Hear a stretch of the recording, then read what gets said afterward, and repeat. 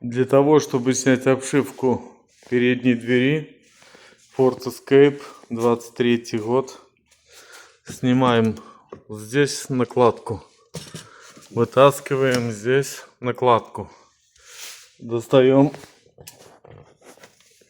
вот такой вот катафот, здесь винт, здесь два винта, здесь винт и два винта вот здесь и здесь по низу.